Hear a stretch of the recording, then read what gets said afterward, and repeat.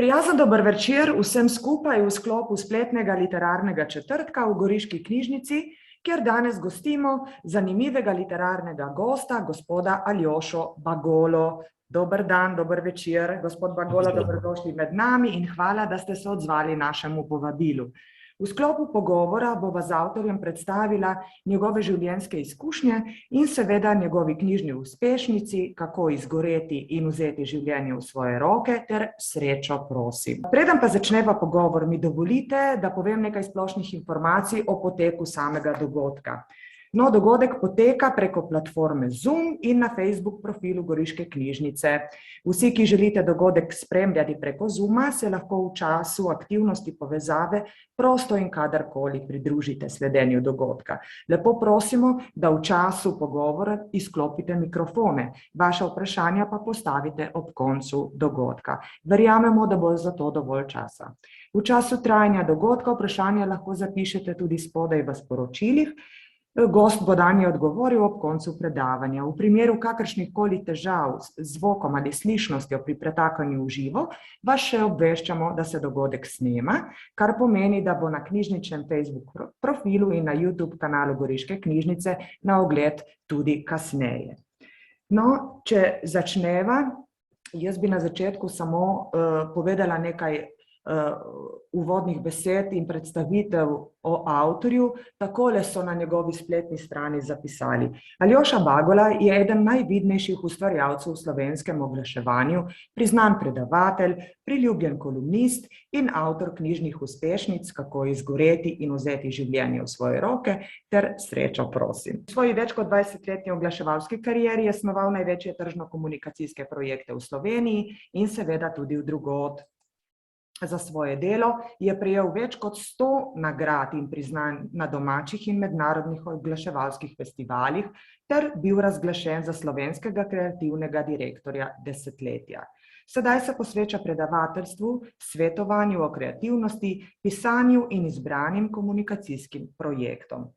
Njegova knjiga Kako izgoreti je v bistvu prikaz navdihujočih življenjskih zgodb, ponuja razmišljanja o tem, kako se prilagoditi, spoprijeti in sprejemati vedno hitrejši življenjski ritem sodobnega sveta, v katerem se večkrat pozabimo sprostiti in pomiriti. V knjigi Srečo prosim pa avtor razmišlja o načinih, kako si izbrskati srečo in kaj moramo pri sebi narediti ali spremeniti, da jo lahko dosežemo. Torej, še enkrat lep in prijazen pozdrav, gospod Bagola. Kako ste?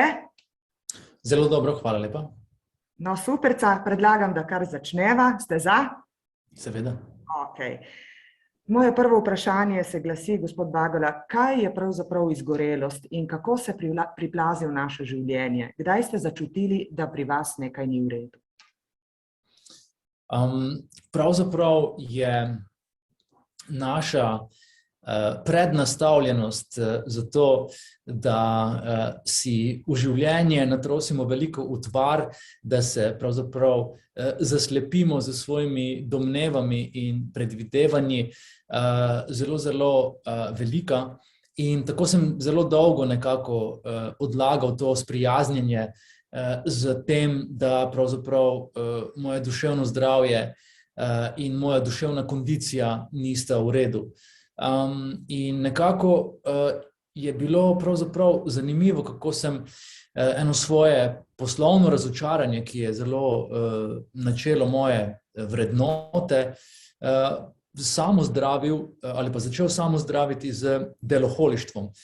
Jaz sem v delu vedno užival, vedno sem bil rad ustvarjalen in kreativen in pravzaprav nek ta pripetljaj me je potem pahnil v to neko neprizanesljivo centrifugo, ker sem pravzaprav želel imeti vsako sekundo vsakega dne ali pa budnega dela dne zapolnjeno z obveznostmi, opravki, premisleki, dolžnostmi, da me ja ne bi spominjalo na to, da pač ene stvari pravzaprav niso v redu, da ne štimajo. In tako si to deloholištvo pravzaprav v Sloveniji velikokrat pripnemo kot samoodlikovanje in smo ponosni na to, kaj vse zmoremo, kaj vse dajemo od sebe.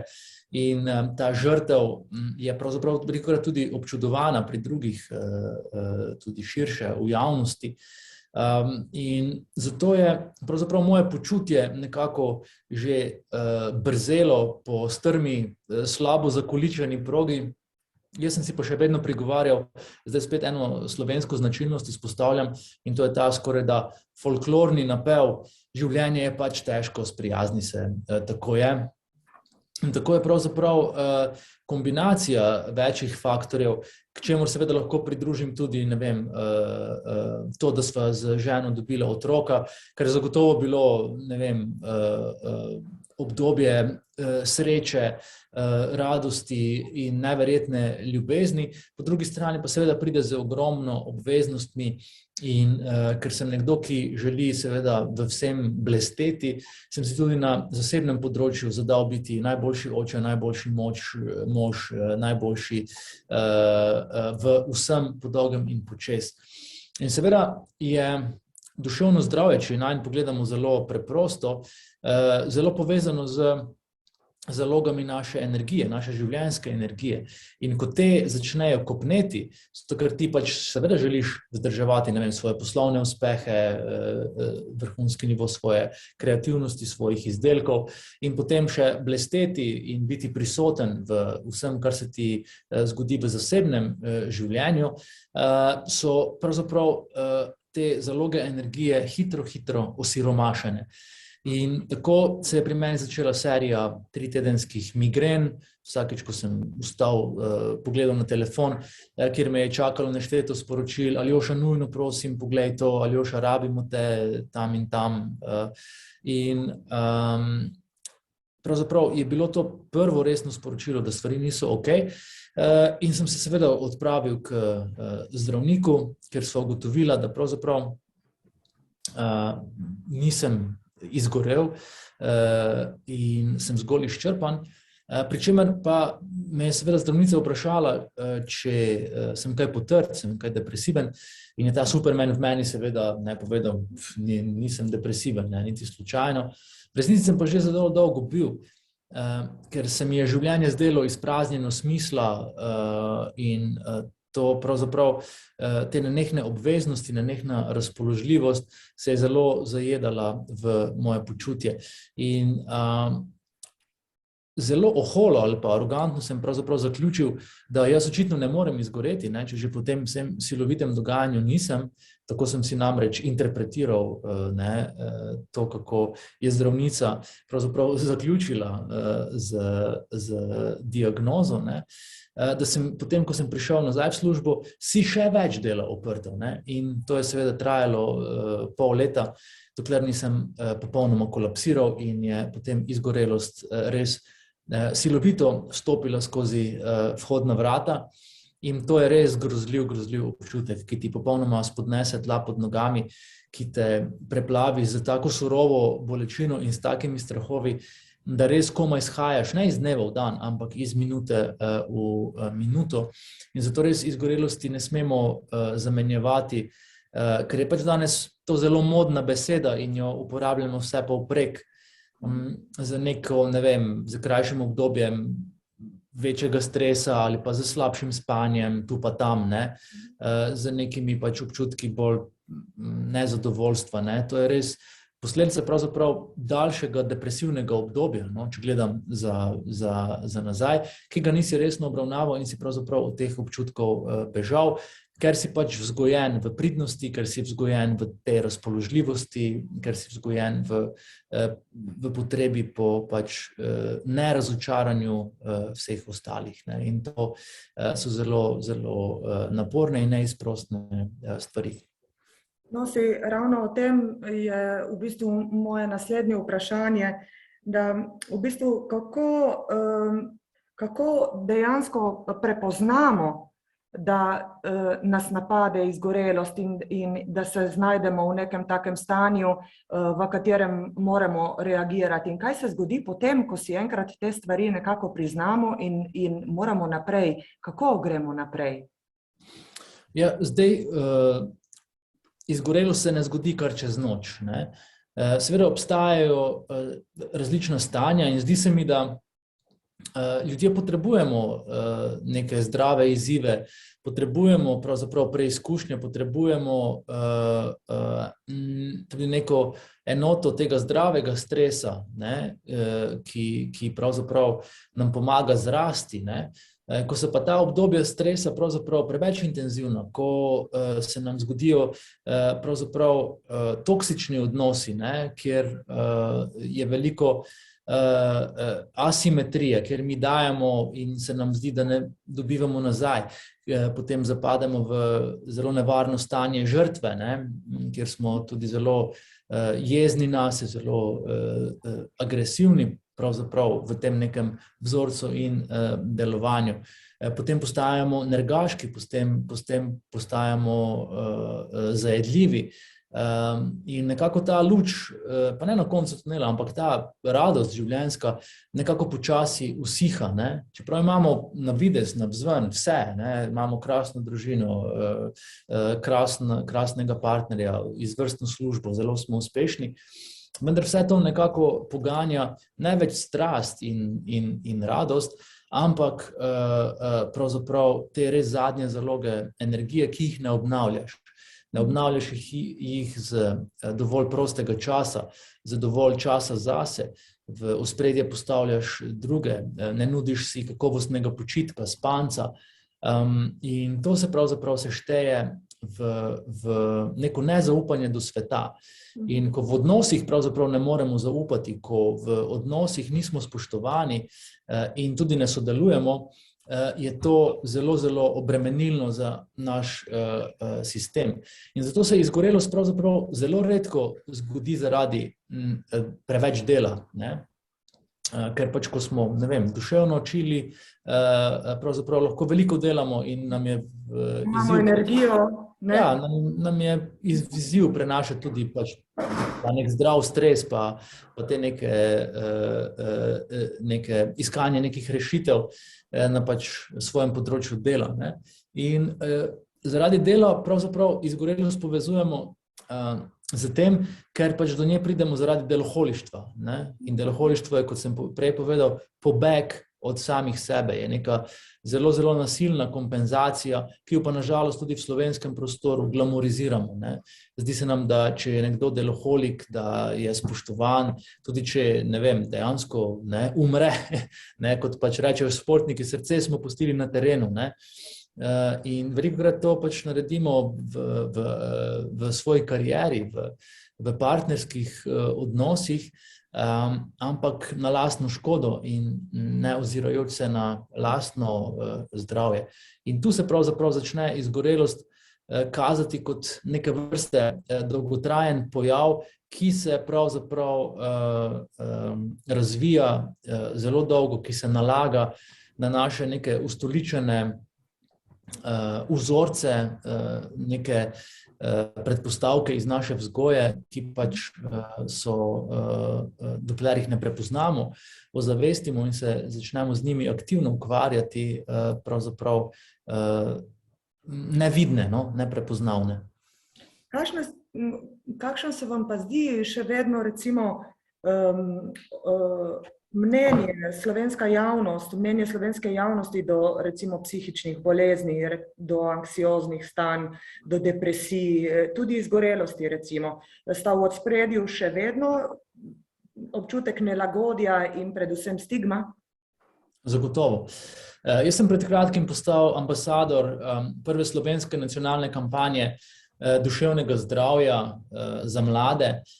Nisi okej, povej naprej, ki si prizadeva destigmatizirati duševno stisko, ne samo pri mladih, ampak v obče. In seveda je pravzaprav silovitost težav, s katerimi se danes spopadamo, izjemna. Kljub temu pa vztrajamo v tem, da pač ne spregovorimo o svoji stiski, da nekomu pripisujemo šibkost, če to stori, da se nam zdi, da smo razočarali sebe in vse druge okoli nas, in pravzaprav ne prepoznamo resnosti trenutne situacije, kajti pandemija koronavirusa pravzaprav prihaja z roko v roki z epidemijo duševne stiske, duševnih bolezni, In zato se mi zdi pravzaprav nekako govoriti o tem, kar sem pač storil tudi s svojo prvo knjigo, zelo dragoceno. Ja, in pravzaprav tu nekako lovimo zadnji vlak, zato da bodo tudi naši otroci odraščali v okolju, kjer jim bo ta pridnost, ki jo bodo presegli in jo zamenjali za predanost, omogočala, da so do sebe bolj sočutni, manj kritični, kot smo pravzaprav na tem področju mi.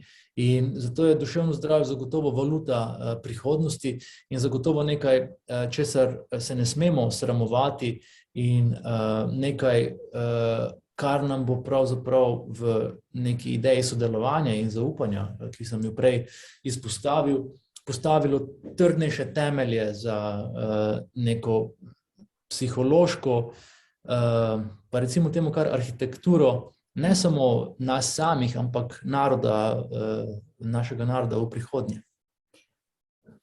Je pisanje same knjige o bolezni, o izgorelosti in ta konfrontacija s tem problemom pripomogla k hitrejši ozdravitvi? Absolutno, ja.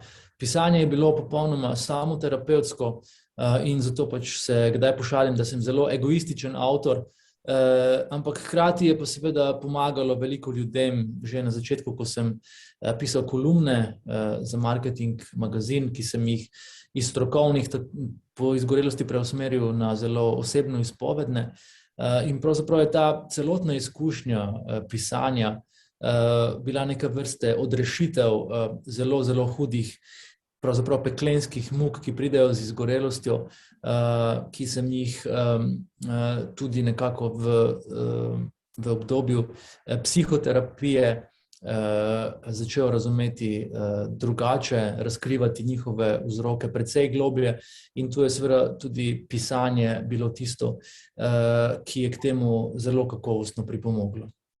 Kaj pa recimo ostane od osebe, ki se sooči z izgorelostjo? Kako lahko ponovno sestavi vse svoje notranje fragmente in sam sebe recimo do te mere, da ponovno začne delovati? Kaj najbolj pomaga v procesu ozdravitve ali regeneracije recimo?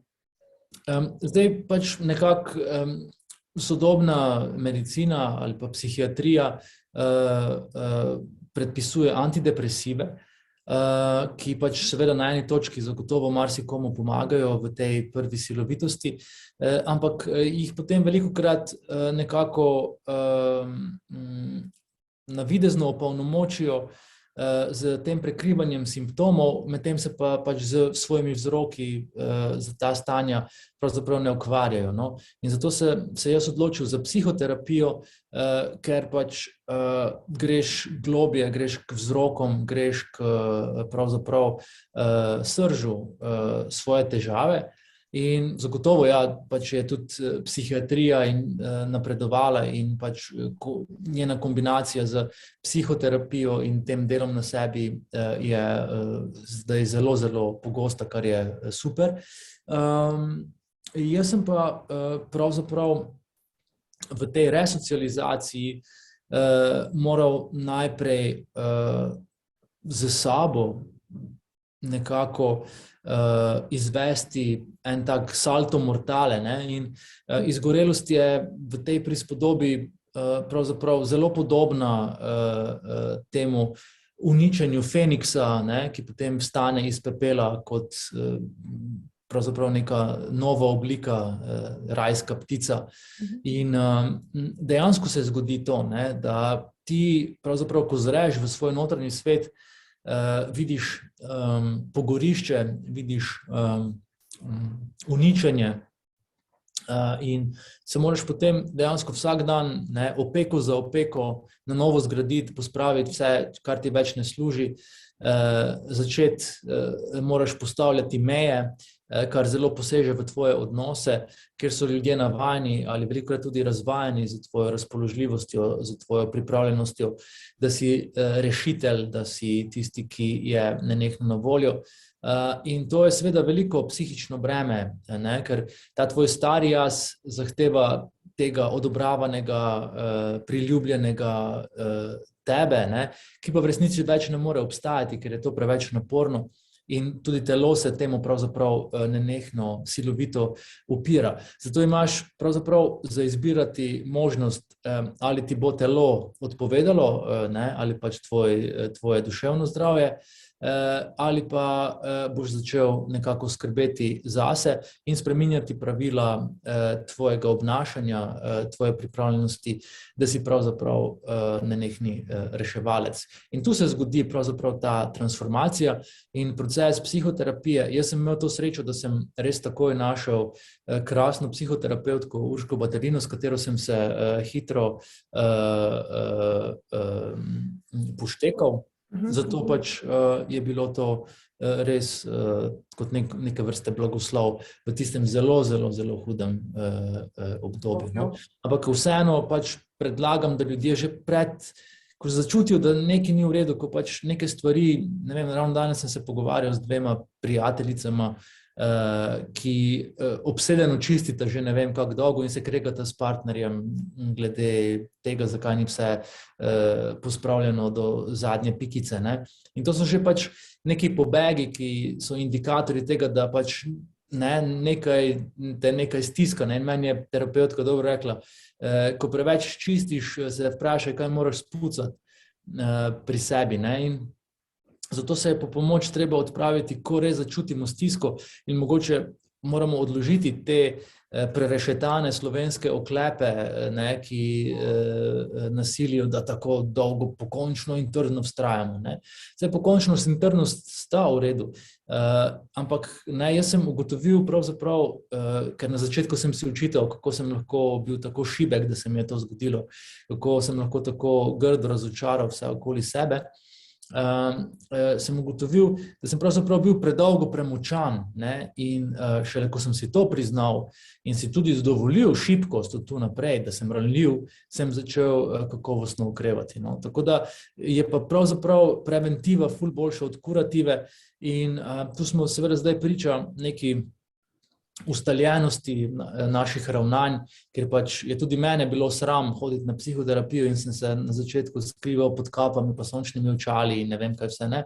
In kmalu zatem pravzaprav postal velik zagovornik in pač vsakemu, ker sem začutil, da je imel podobne težave kot jaz pred par leti, je rekel, veš, daj probaj malo z psihoterapijo, da vidiš, kako se soočati s tem, kako pravzaprav nekako spremeniti ta tek na tem hrčkovem kolescu, ki ne vodi v nikamor, razen v kolaps.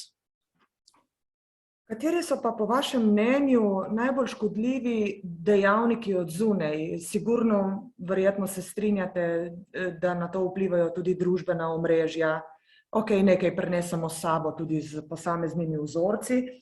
V enem od vaših intervjujev pa se mi je zdela zanimiva tudi ta, ko ste dejali, da so tukaj tudi tako imenovane zapovedane vloge, pa bi mogoče malo kaj več o tem. In ta želja, da v sebi imamo to, da vedno povsod blestimo, da moramo biti vedno prvi, vedno najboljši, vedno super in sploh.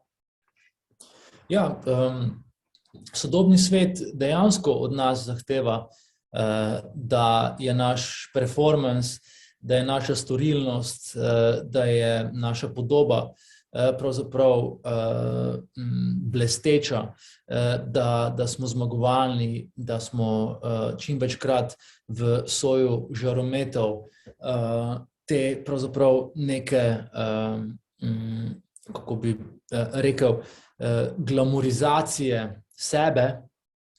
In zanimivo je, da so pravzaprav naši možgani ugotovili, da nas algoritmi bolj nagrajujejo z všečki, z novimi sledilci, z komentarji, če se upodabljamo srečni, veseli, uspešni, nepremagljivi. In v tej centrifugi, v tej povratni zanki, tako rekoč, v bistvu veliko energije vlagamo v to, da se na silo upodabljamo srečni in veseli, kar pomeni, da nam paradoksalno zmanjka energije, da bi bili resnično srečni, veseli, zadovoljni in uspešni.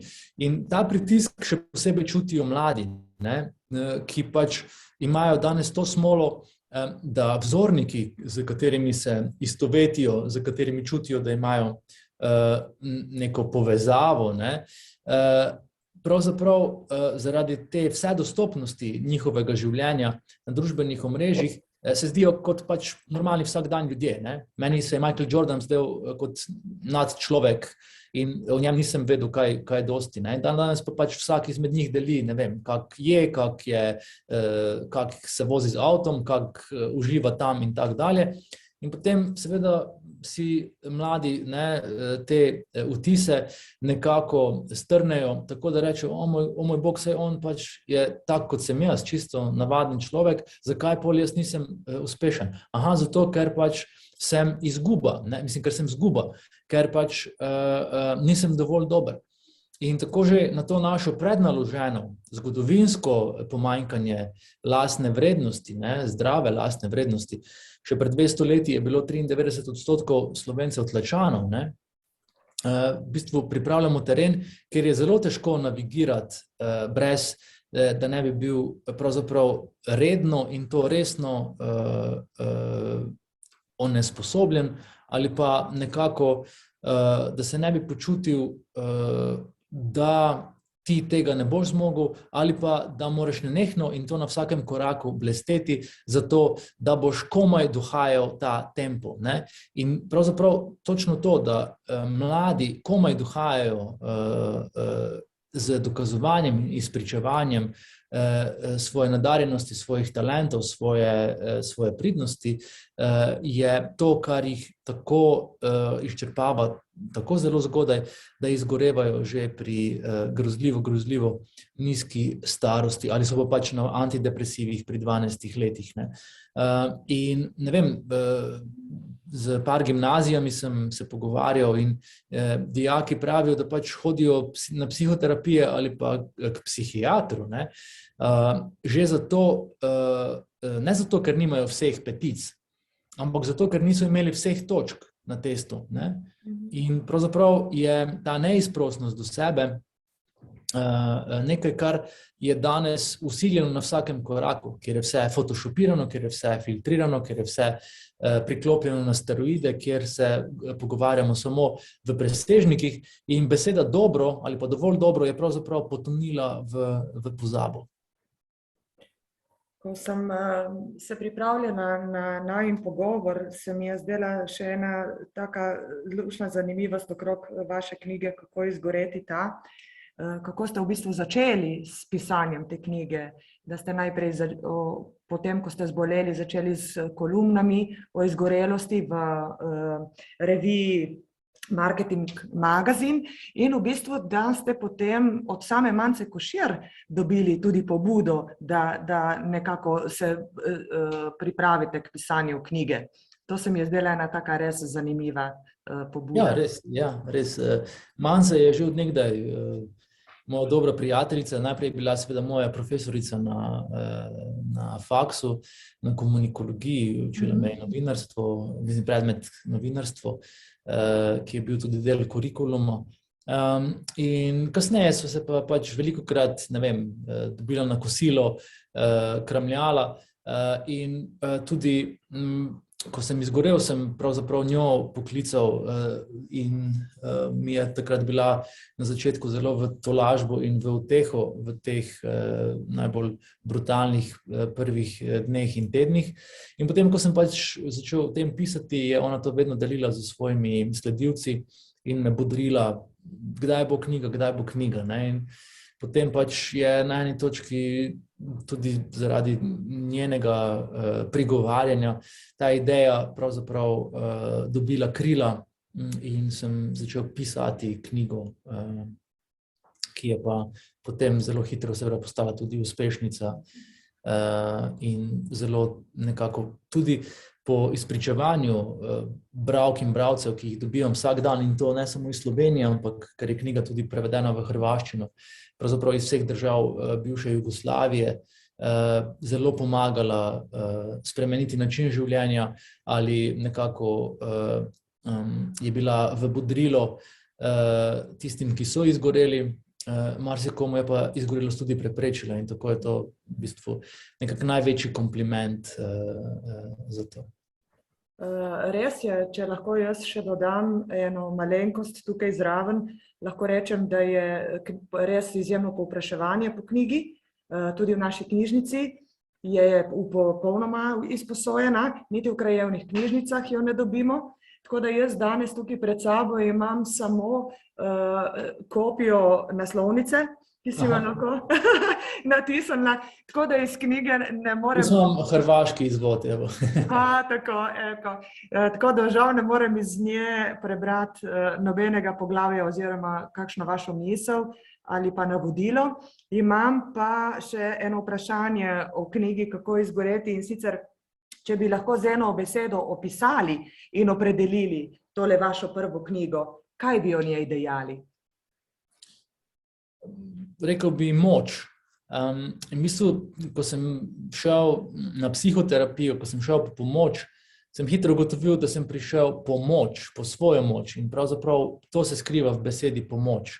Ne? Da greš po svojo notranjo moč, ki jo pogumlja, ki ti pravzaprav svet prikaže v drugačni luči, ki od tebe zahteva, da se spremeniš, da postaneš nov, svojim vrednotam, svojim ciljem, svojim sanjam zvest človek, ki pravzaprav to svojo ustvarjalnost, edinstvenost nosi na rokavu in empatičnost, ki je pač zelo pomembna v sodobnem svetu, ker je ni, na žalost, ne?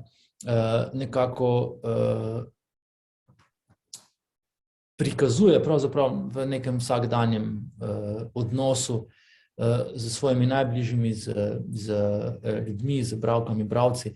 In ta del pač empatičnosti je pravzaprav mi bil vedno zelo pomemben, ampak velikokrat se je to nekako končalo tako, da sem zgolj posrkal še več strahov, ki sploh niso bili moji, da sem si oprtal še več nalog, ki sploh niso bile moje.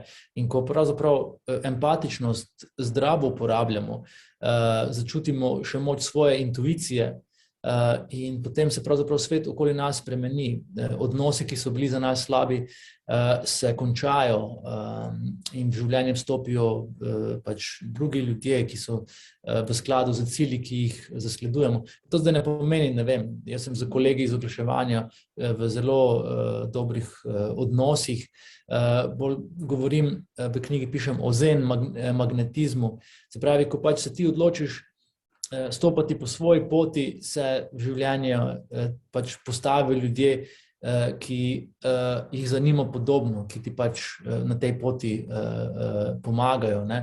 In to so neka spoznanja, ki ti omogočijo, da življenju spet zaupaš, da zaupaš sebi, da verjameš v moč svojih odločitev, čeprav se ti kdaj zdijo strašljive, in da obračunaš pravzaprav z vsem, kar te drži nazaj. In to je velikokrat tudi prišepet, ki je prišepet vzgoje, ki je prišepet okolja, v katerem smo odraščali, ne. Kaj si bodo pa drugi mislili, ne ukvarjaj, ne, bodi priden. In to je seveda nekaj, kar te oblikuje in zaznamuje do 10. leta. Pri 40 letih se pa moraš seveda teh spon znebiti in se spremeniti, ne. No, če preideva zdaj naprej od izgorelosti k sreči, jaz imam danes tukaj res eno veliko srečo, dejansko v roki imam srečo, a se vidi, to je nova knjiga Aljoše Bagole, Srečo prosim.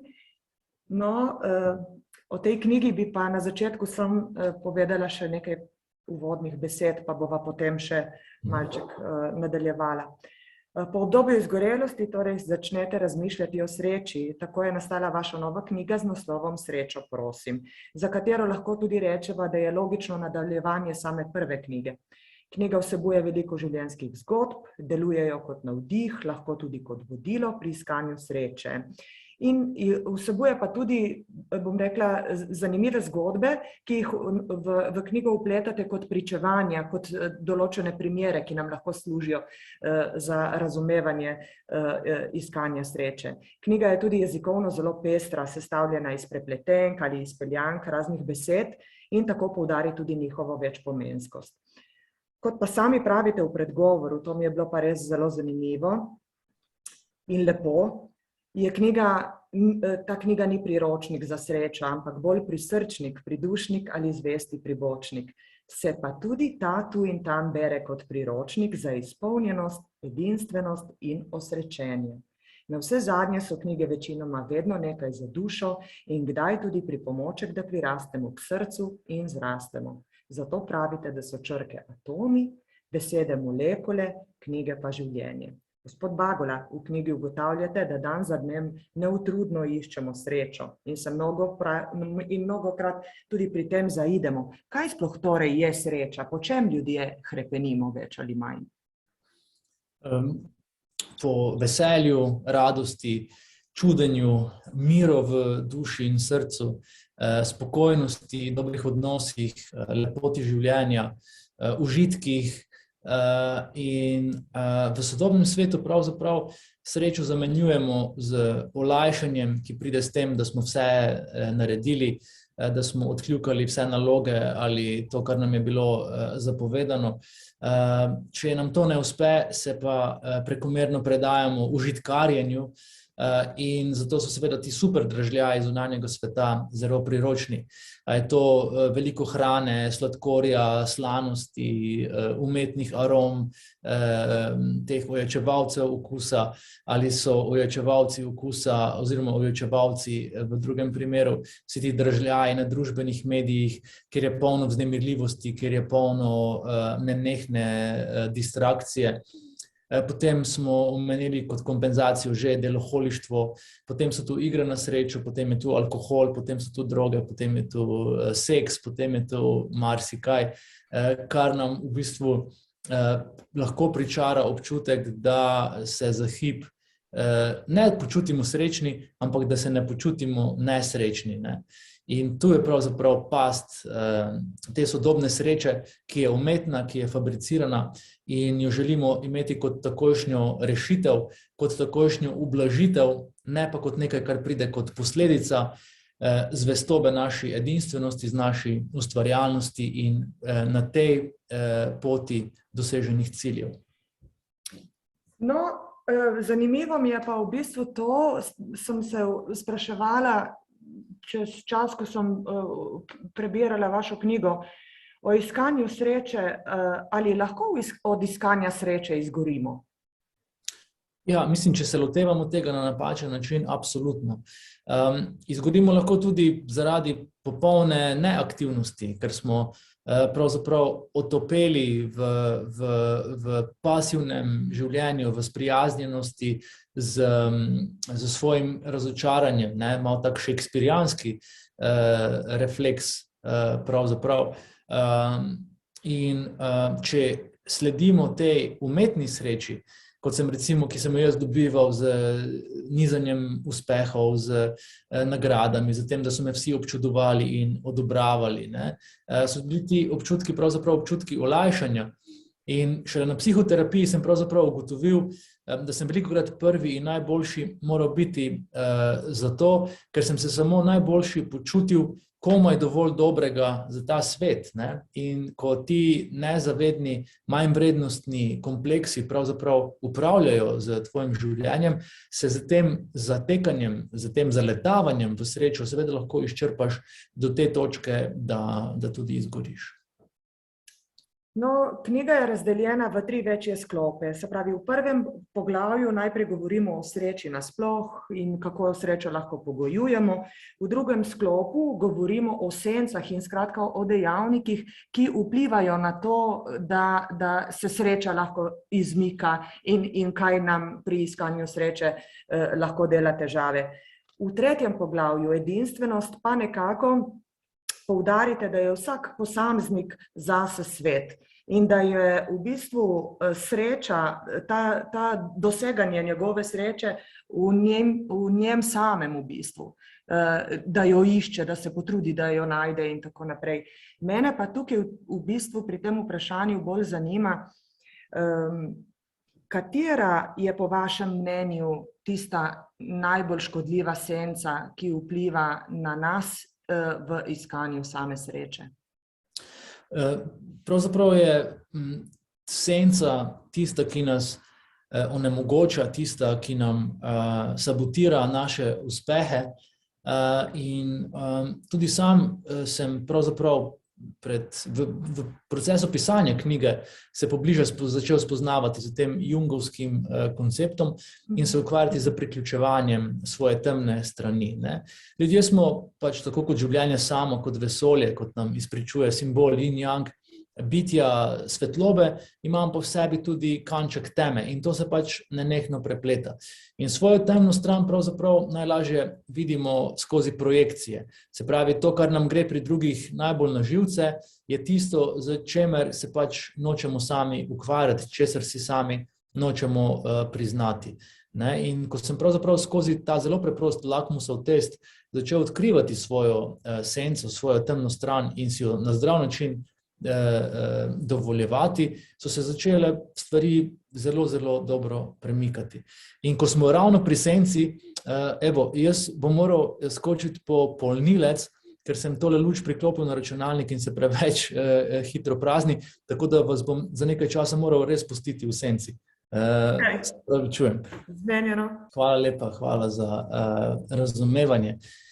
In otroci se rodimo kot celovita bitja, kar pomeni, da imamo pravzaprav stik z vso plejado svojih čustev.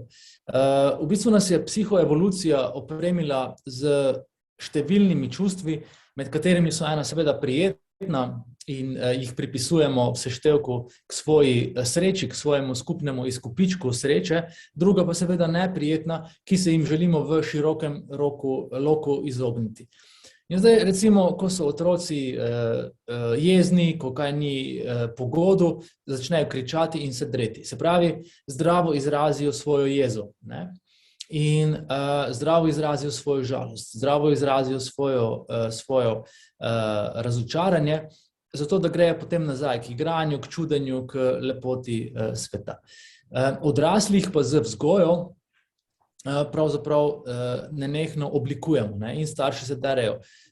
Ne deri se nazaj, tiho bodi, ne ogovarjaj, bodi priden.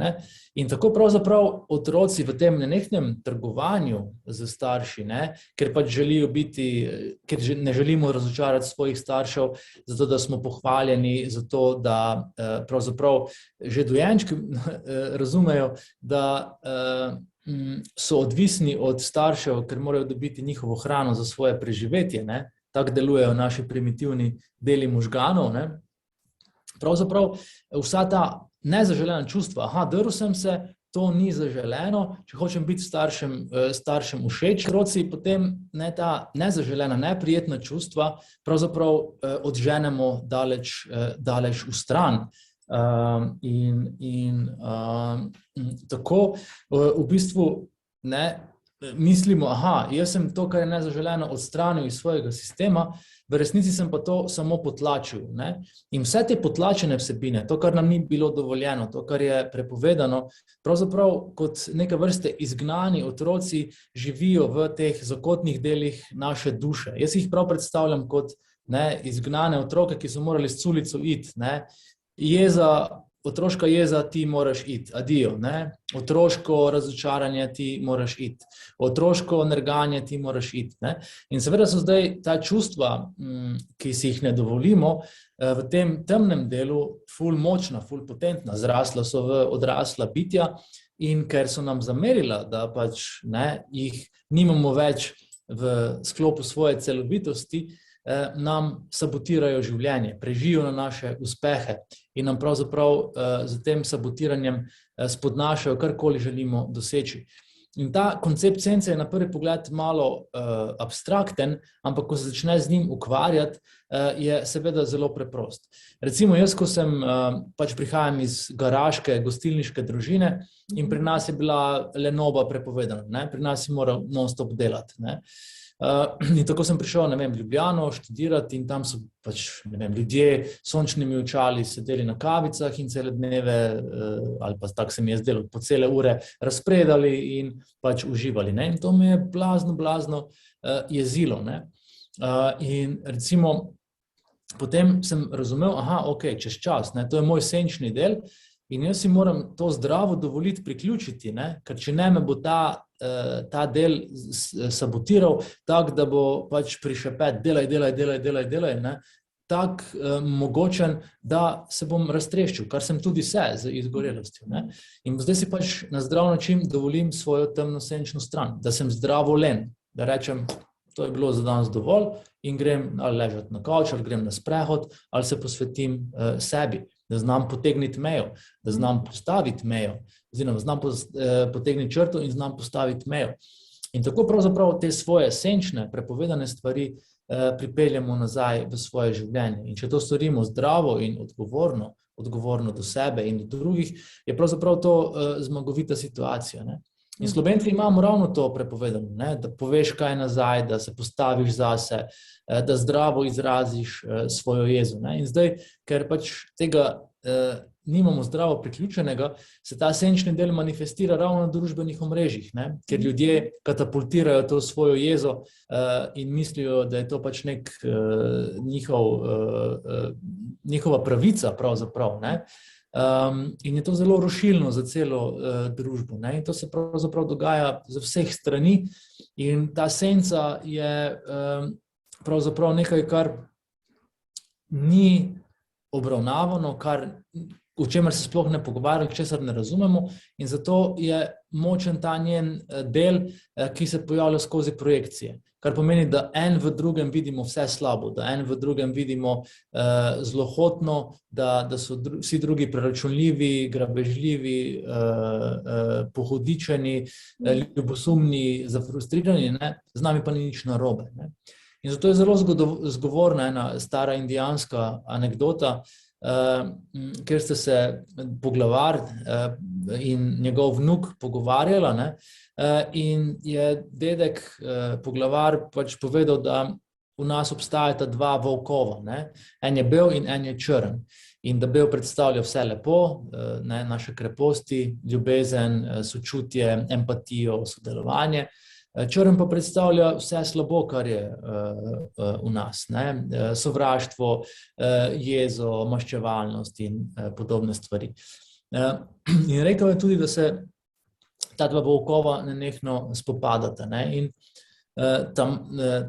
vnuk je takoj rekel, da se bo on trudil v življenju, da bo zmagal bel volk vsakič, ne?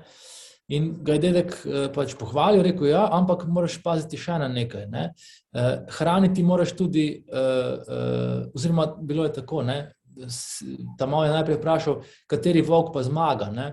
In pol je dedek rekel, tisti, ki ga hraniš.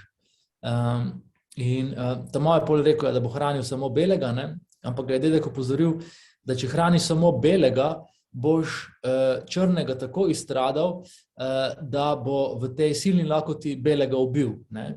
In to je pravzaprav zelo zgovorno, kako mi v tem sodobnem svetu tudi s pomočjo družbenih medijev nenehno krepimo ta svoj, ne, bel del, svoje kreposti, svoje pravičništvo, ne? In potem pravzaprav pozabljamo, da je v nas tudi veliko škodoželjnega. In če si tega ne dovolimo priznati in zdravo s tem upravljati, bomo s tem kar nekaj škode delali, tako drugim in predvsem sebi. No, jaz bi v bistvu tlele že prešla na zadnji del. Zanimivo mi je bilo tudi to, kar ste zapisali v sklepu. Kakšno je vaše mnenje o sreči, to, kar ste na začetku že povedali. A lahko preberem, kaj ste zapisali? Prosim. Zakaj mi je to tako pomembno, bom rekla? Zato, ker v bistvu celoten sklep v knjigi me je, bom rekla, kar pretresel, moram priznati, in me je prebudil hkrati. Zato, ker kar naenkrat se mi zdi, da sem se zavedala, da je vse tako minljivo in da je življenje zdaj tukaj in zdaj. In če človek ne spremeni nekaj pri sebi in da začne in da poistoveti to misel, ko ste rekel prej, da je sam svoj sreče kovač oziroma iskalec in da ima zdaj ta čas, da to naredi, je potem tudi vse zamujeno. Tako da jaz bom samo tale kratek odlomek prebrala, se mi zdi zelo, zelo super. Biti osvobojen vplivov in okoliščin, biti zaprisežen priseganju, samoprevar in varljivih predpostavk o svetu in drugih. dovoliti si edinstvenost in s čudenjem hraniti otroka v sebi, biti samostojen, misliti s svojo glavo in čutiti s svojim srcem. To je sreča. Krasno. Za konec pa bi vas, gospod Bagola, vprašala še to, a je na obzorju že kakšen nov projekt? To je zdaj res pogosto vprašanje. Ja, na računalniku sem si že ustvaril datoteko, knjiga 3, napisal uvod, tako da, ja, pisanje je pač nekaj, Še skrivnost, o kateri tematiki boste pisali? Ne vem še točno pravzaprav. Malo slutim, ampak imamo še dovolj časa. Knjiga je pravzaprav komaj izšla in tudi zelo hitro spet postala uspešnica. Prvi ponatis je ravno prišel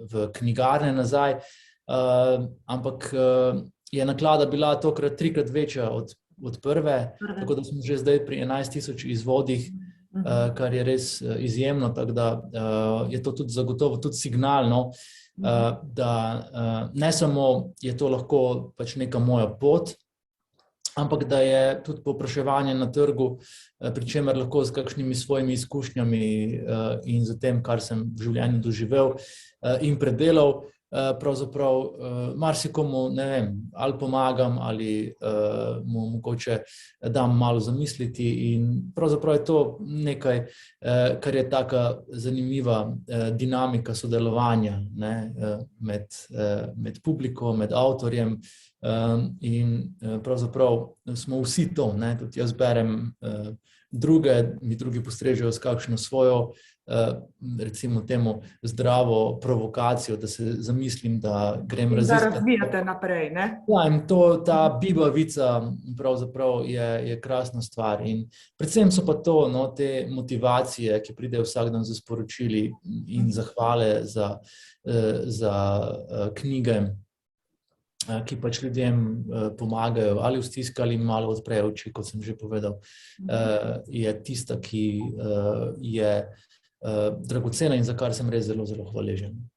No, čisto za konec, bi lahko še kaj priporočili našim gledalcem oziroma poslušalcem in nam ob tem zaupali še vaš življenjski moto? Danes sem zapisal eno misel, rajaj, vztrajaj, trajaj. In to bo zagotovo nekaj, kar bo v moji novi knjigi, neka vodilna misel. Dodal sem temu še, rad imej svoj dar in naredil boš dar mar. Tako da to se mi je danes pletlo po glavi. Tako da mogoče to ni moj življenjski moto, je pa zagotovo bil moto današnjega dne. In mislim, da pač nosi dovolj neke splošne resnice, da je lahko marsikomu v navdih. In to je pravzaprav to, ne? Vsak dan moramo ugotoviti, da smo zgolj ljudje, da smo podvrženi delovanju narave, da smo podvrženi pravzaprav dejstvu, da življenje vedno hodi v nasprotujočih si parih, da se moramo učiti, da se moramo spoznavati, če pravzaprav hočemo biti pa ne samo srečni, no, ampak ljudje v osnovi. Zdi se mi, da to danes vse prevečkrat pozabimo, ker se v tej nadutosti in vase zaverovanosti, da pa čisto vse vemo, pravzaprav odpovedujemo temu, kar je najlepše v življenju. Da se čudimo, da se učimo in da se spoznavamo. Gospod Bagola, lepšega zaključka sigurno si ne bi lahko predstavljali. Na tej točki zaključujem. Še enkrat hvala, da ste bili z nami in hvala za čudovit večer. Res mi je bilo v čast in v veselje se pogovarjati z vami. Pogovor je bil res fantastičen. Želimo vam vse dobro še naprej, vsekakor, veliko ustvarjalnosti seveda, dobrega počutja in sreče predvsem. Zdaj za konec pogledala še, mislim, da imamo tukaj eno sporočilo gospe Irene, ki pravi: razpoloviti svojo razpoložljivost, da podvojimo svoje razpoloženje, je daleč najboljša Aljoševa misel, ki me dnevno spremlja. Večkrat jo uporabim pri delu z otroki in starši. Pohvale današnjemu deljenju pogovora. Najlepša hvala. Hvala za kompliment, hvala za krasno povabilo. Upam, da se kmalu, mogoče pri tretji knjigi ali pa že kaj prej, Uživo seveda, ne? Uživo. Si segnemo v roke, podpišemo kakšno knjigo in smo to, kar smo, ne? Socialna bitja, ki se rabimo videti. Ampak tudi danes je bilo fajn. Prijetno, vse prijetno, se strinjamo. Hvala vsem, hvala še enkrat tudi vam, gledalcem, poslušalcem. Bodite še naprej lepo, lep preostanek večera, srečno in ostanite in bodite zdravi. Nasvidenje. Nasvidenje.